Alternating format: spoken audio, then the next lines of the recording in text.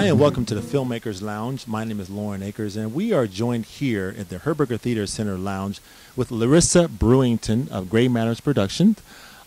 She is featuring this month. In fact, we're actually between weeks for her show, A Vote from Alice, being actually played now at the Cax Theater Center here at the Herberger Theater Center.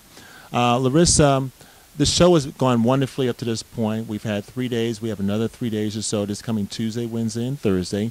How has the show progressed at this point? I mean, what creative juices allowed you to create this show? Well, every show starts off as a one woman.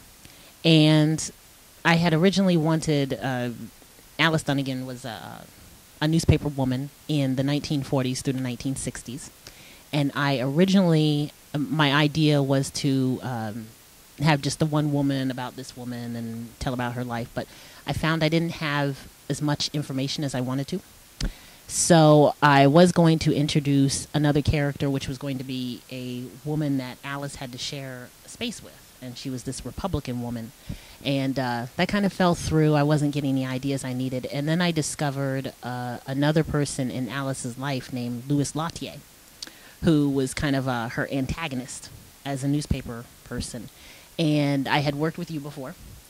And I thought, well, you know, let me call Lauren and see if he's available. And then that's just where it spurns. When I get, if I know that I have people to work with, that kind of triggers a whole bunch of other things. So that's basically how the show came about. I had mentioned to you before that if I didn't know you, I probably wouldn't have bothered writing it. So. Wow, that's something else. Well, I appreciate that kudo. Now, obviously, you've written other productions as well. You did some stuff last year. In fact, you mentioned that this is your 5th year having a show at the Herberger Theater Center during lunchtime theater. Can you talk to us a little bit about those real briefly, and then we'll get back to A Vote from Alice. When it began, it was just I had wanted to do something professional, but I didn't want to run out and join a whole bunch of unions, and I had gotten to Phoenix, and I wanted to get more into novel writing. And I'd been an actress in Pennsylvania, and I had written some things, but I found out that Judy Rollins, who is the executive director of the outreach program, which is Lunchtime Theater, I found out that she was looking for companies to add to this lunchtime theater thing, and it had been going on for about 4.5 years. And someone suggested, well, send her a script. So I sent her this script. I'd been doing this show at the Arizona Women's Theater Company, and a whole bunch of people there had been involved with the lunchtime theaters, and they said, well, you know, go ahead and send it. So I sent her a script about a mother and a daughter who were looking for a wedding dress. And I just kind of threw it out there, and she accepted it. And she ended up giving me a spot. I think we ran in June. And then the year after that, she wrote me again, and she said, are you going to send something else? And I just thought that was my flash. So I had another script that had Quality Time, which was the wedding show, had just kind of been sitting in a drawer, and I'd never done it. And I'd had it for maybe 4 or 5 years. So I pulled out Harriet. I'd done Harriet Tubman when I was in Pennsylvania, and I pulled that out, and I said, well, let's do this. And that's kind of where the history thing started, because I ended up getting the end of January as a spot, and Judy said, well, you know, that kind of falls into February, because you get the first week of Black History Month. She said, this could be a good thing. So when I did Harriet, that's when she suggested, hey, I think you should do more history stuff. You like history. And then the year after that, I ended up doing Bessie Coleman, the first aviatrix, a Black female aviatrix. And then I did Sadie Alexander last year, who was the first Black female lawyer in Pennsylvania. So that's how Alice came about. So now it's pretty much a history thing. And Judy has suggested that she would really like me to put all of these in a book somewhere, because this is kind of unique. So. Wow, that is terrific. Now, when we talked about, you alluded a little bit about Alice herself. Can we talk a little bit about Alice's significance in history? I think Alice is important because she was not only just being the first Black female reporter in the White House, she was also a little bit of a sportscaster. Alice Dunnigan. Mm-hmm. And she had been a teacher before, so she had exposure to the public. And I think a little exposure to some acting and, you know, community theater stuff. And I think that this was an opportunity, the news was an opportunity for her to get out there and see the country and kind of broaden the horizons for other black people who were not, you know, we weren't seen in a particularly good light at that time. A lot of the news was centered around Caucasians and in history. So I think she wanted to take the opportunity to expand that.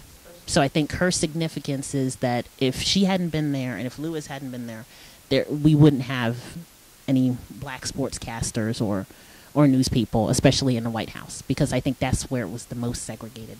And the time frame of this occurs about when? This is Alice became a news person in 1947, and she worked in the White House until about 1965, and then she took another position within the White House, within the government. That's amazing. That's wonderful. So what other projects? Actually, let's stay with the Alice, A Vote from Alice. And the show centers around her, but the way you depict it is kind of creative because you actually bring in Louis Lautier, and they kind of have interaction, even though it's really not true to form. But so you got a little bit creative with that. Can you tell us a little bit about that creative process? Normally, I'm very anal about history. I can't stand going to see something and it's like, well, why did they put that in there? And it, you know, the thing didn't exist until 20 years after. But throughout Alice's bio, which is a black woman's experience from the schoolhouse to the White House, she wrote pretty much her entire life because at that point she had been retired. I found that Louis Lautier had been a newsman who had worked with Alice quite a bit, and he was just so hateful of her. I couldn't understand why he was such a chauvinist. And he would write he had his own article, and he kept calling her that gal. And you know, I never understood why every time they met there was this major explosion. And this was a man who was not known to be an aggressive person. He was a very laid back, very, you know, dry humor kind of person. But when he would see Alice, he would just lose his cool. So I thought I don't ever think they ever sat down and had coffee. I don't think they ever communicated unless they were shouting at each other during these news conferences. So I felt that would be, this was a good time to kind of go off the path and put these two people together and see what would happen with that story. Well, once again, this show is running another 3 days. It's been a 2-week run up to this point.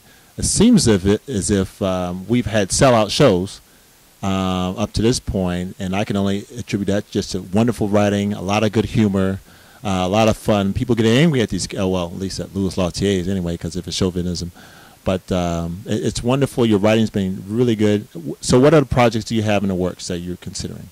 Well, one thing I want to say is also with the Herberger does it for Lunchtime Theater. They do massive amounts of promotion and try to because they do offer something unique.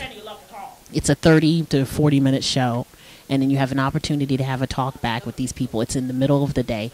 So I think also what helps is I believe that people love history and they love seeing characters come to life. So I think that also helps with the popularity is, you know, I don't think that what Gray Matters presents, I don't think it's something that everybody sees every day. So other projects would be the Pandora Showcase, which is for the Arizona Women's Theater. And this is going to be our 4th year. And basically it's women of Arizona sending in their scripts. We take all levels of ability. The deadline is January 31st. This year is different because we've gone national.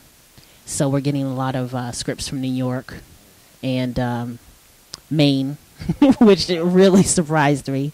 I think we probably have more out-of-state scripts this year than we have of Arizona scripts. So that gives me a giggle. That's going to be happening in May over at the Scottsdale Center of the Performing Arts. Well, thank you once again, Larissa Brewington of Gray Matters Productions. My name is Lauren Akers, and for offering your time and your information on A Vote from Alice here at the Herberger Theater Center at the Cax Theater Center. Once again, the show is running from February 1st, 2nd, and 3rd. The 3rd actually is already sold out, is my understanding. And so once again, thank you very much. From the Filmmakers Lounge, take care and have a good day.